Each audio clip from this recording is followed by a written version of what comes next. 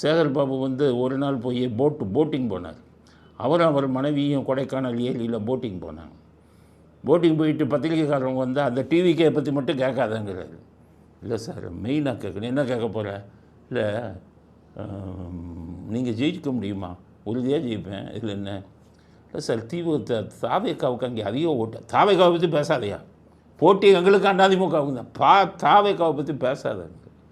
தாவேக்கா வேட்பாளர்னு சொல்லிக்காரு. இருந்தாலும் எனக்கு இதுக்கு உயிருக்கு ஆபத்து, நிறைய பேர் என் வீட்டை நோட்டமிடுறான், அதனால் ஒரு உயிருக்கு ஆபத்துன்னு அப்படின்னு தாவேக்கா வேட்பாளர் போய் கமிஷனர்கிட்டே புகார் கொடுத்துட்டார்.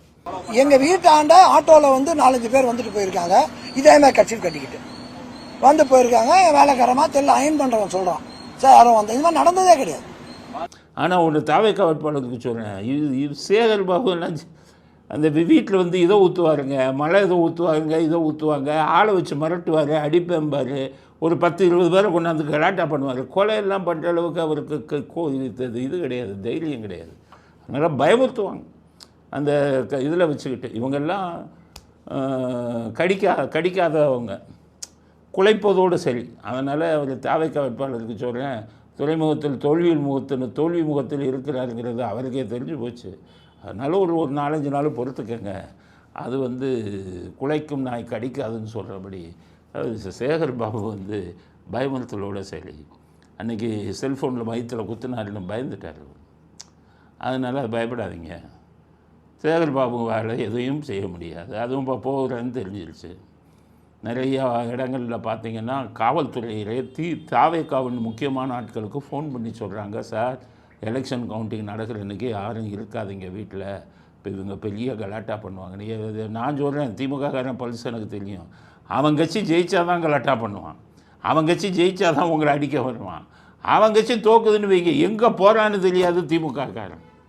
அதனால் யாரும் கவலைப்படாதீங்க, அதெல்லாம் ஒன்றும் தாவேக்கா ஜெயிக்குதுங்கும் போது காணாமல் போய் விடுவார்கள் அவர்கள், அப்படிங்கிறது தான் உண்மை நிலவரம்.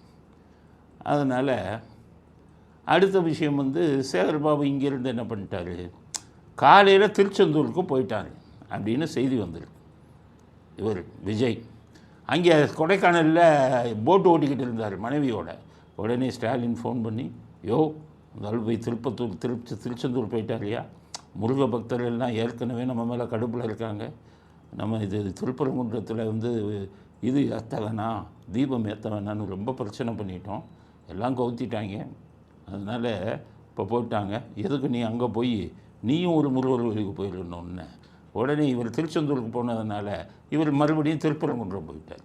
திருப்பரங்குன்றத்தில் இருக்கிறவங்கெல்லாம் காரி துப்புறாங்க, ஏன் இங்கே வந்த, நீ தானே தீபம் ஏற்றக்கூடாதுன்னு, நீங்கள் தீபம் ஏற்றக்கூடாதுன்னு சொல்லி இந்து அறநிலையத்துறை சார்பில் கோர்ட்டில் சொன்னீங்களையா, அங்கே தீபத்தூன்னு ஒன்று இல்லைன்ட்டிங்களே, தீபத்தூண் இல்லை அது சர்வே கல் அப்படின்னு கனிமொழி சொல்லிட்டாங்களே, உங்களுக்கு என்னையா இங்கே வேலை? தீபத்தை ஏற்றுங்கள்னு சொன்ன ஜட்ஜை மாற்றணும்னு சொல்லி கேஸ் போட்டாளுங்களாச்சையா, வெக்கமாக இல்லையா? எப்படியா முருகர்கிட்ட வரீங்க வாங்குறீங்கன்னு அவங்க காது கேட்குற மாதிரி திட்டுறாங்களாம். எல்லாத்தையும் தொடச்சி போட்டு அவர் அப்படியே திருப்பரங்குன்றம் கோயிலை சுற்றுறாரு. இந்த வீடியோவை பார்த்தீங்கன்னா தெரியும்.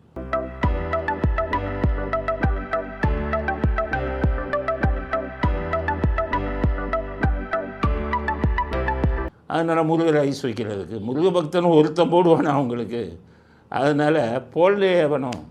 அதனால் இப்போ வந்து நடித்து என்ன செய்ய, அதனால் சேகர் பாபு அப்படியே சுற்றிட்டு பூச்சாண்டி காட்டிட்டு அப்படியே அங்கேருந்து போயிட்டார். கூடிய சீக்கிரம் அவருக்கே தெரிஞ்சு போச்சு, துறைமுகத்திலே உதவாங்க போகிறாருன்னா தோக்க போகிறாரு அப்படிங்கிறது அவருக்கும் தெரிந்து விட்டது. இதுக்கிடையில் இந்த பிரஸ்காரம் பூரா அந்த ஆன்டி இன்கம்பன்சின்னு வந்த மாதிரியே ஆன்டி ஜேர்னலிசம்னு ஒன்று இப்போ வந்துடும். எலெக்ஷன் முடிஞ்சு இதான ஒன்று நிறைய பேர் இந்த ஜேர்னலிசத்தை விட்டு வரட்டணும்ப்பா. எல்லாம் வியாபாரம் பண்ணிக்கிட்டு இருக்கிறவனெல்லாம் காலி பண்ணணும். அவர் விஜய் ஆட்சிக்கு வந்தாருன்னா நாங்கள் அதை தான் கோரிக்கை வைப்போம். ஆன்டி ஜேர்னலிசம் வியாபாரம் பண்ணுறவனை பூரா ஓட வச்சிரு. என்ன சொல்கிறான்னா அவங்க எல்லாம், இவன் உலகமாக அறிவாளி மாதிரி பேசுகிறான். இந்த நேற்று செந்தில்குமார் பேசினார். இப்போ பார்த்துருந்தா யூடியூப்காரன்லாம் ஒரு சில பேர் எல்லாத்துக்கும் புத்தி இல்லை, அறிவு இல்லை, விஜய்க்கு போய் போடுறாங்க அப்படிங்கிறான்.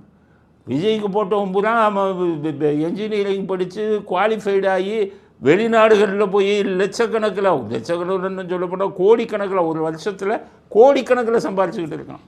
இவன் பூரா போய் நியூஸ் போடுறதுக்கு ஆளுங்கட்சிட்டு போய் பிச்சை எடுத்துக்கிட்டு இருக்கான். இவன் என்ன சொல்கிறான், புத்தியே இல்லை இவங்களுக்கு. இந்த புத்தி இல்லைன்னு சொல்கிறவன்லாம் மார்க் ஷீட் எடுத்துட்டு வா, நான் ஒத்துக்கிறேன்.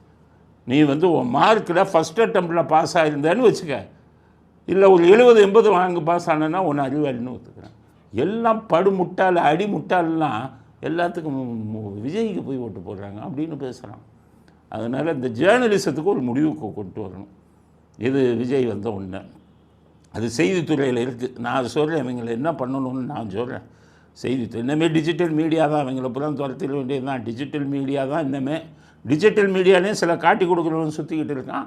எல்லாம் சரியஸ் வச்சவன் 4ஆம் கிளாஸ் 5ஆம் கிளாஸ் படித்தவன் பூரா பெரிய ஆள் மாதிரி பேசிக்கிட்டு இருக்கான்.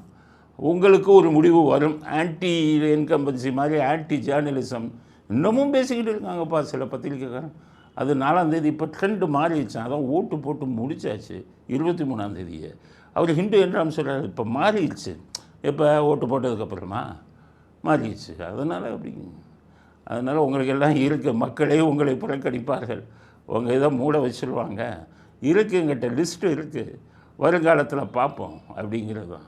இந்த திமுகவெல்லாம் எதிர்த்து நாங்கள் 3 வருஷம் போராடலையா? நாங்கள்லாம் திமுக திட்டிக்கிட்டு தான் இருந்தோம், 3 வருஷம் போராடினோம்ல. அது மாதிரி உங்களுக்கு எல்லாம் வேட்டு இருக்குது. உங்கள் ஊடகங்கள் விரைவில் மூடப்படும். அதுக்கான வேலையை சட்டப்படி நாங்கள் செய்வோம் அப்படிங்கிறது அடுத்த கட்ட கருத்து. அடுத்து